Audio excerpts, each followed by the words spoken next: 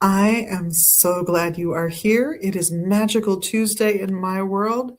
So let's talk about ancestor altars and working with one's ancestors.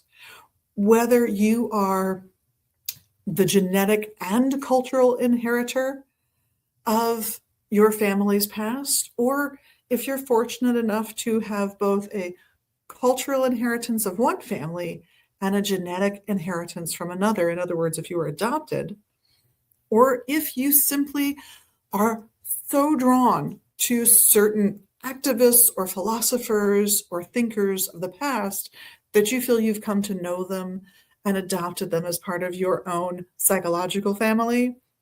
Each of these groups of people deserve your time and attention if you're inclined to give it to them.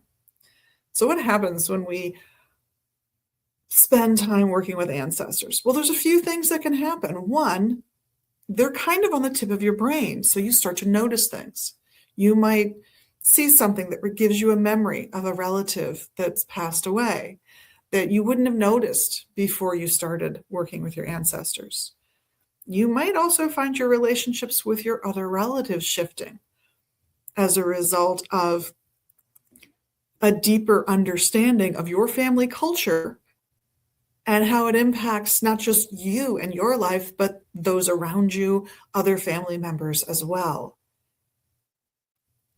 And third, you might find over time that you reach ancestors that you've never met that align with your beliefs, your philosophies, your heart. Now, are those your real ancestors? Or are they figments of your imagination? Or are you finally letting your genetics speak through your subconscious like some sort of AI engine? I don't know. I don't care.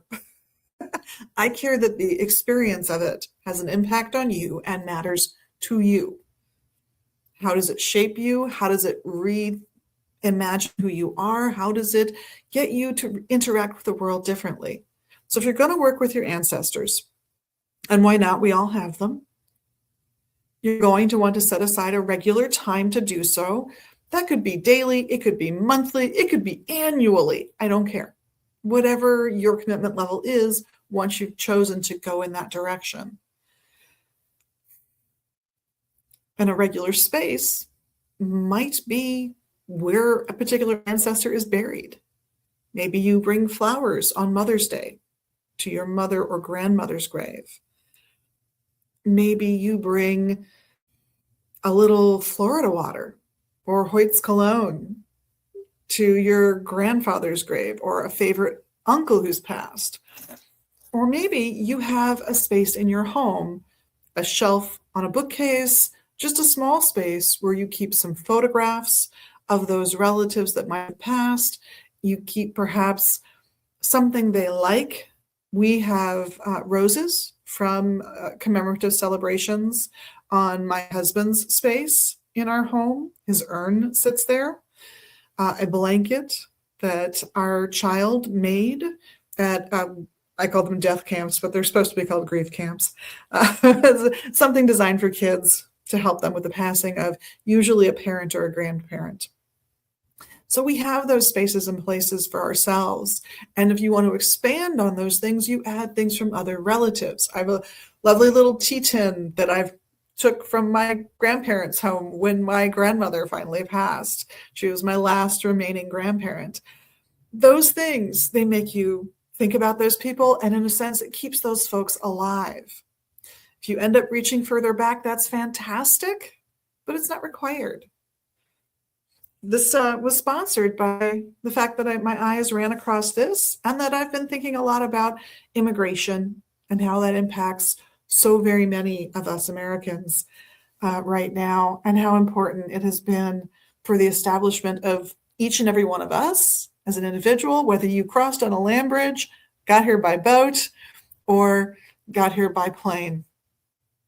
You came, oh, maybe you walked across a border. I don't know. But either way, you're here now.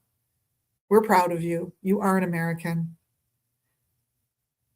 And what you brought with you, the sacrifices you made to get here, are important.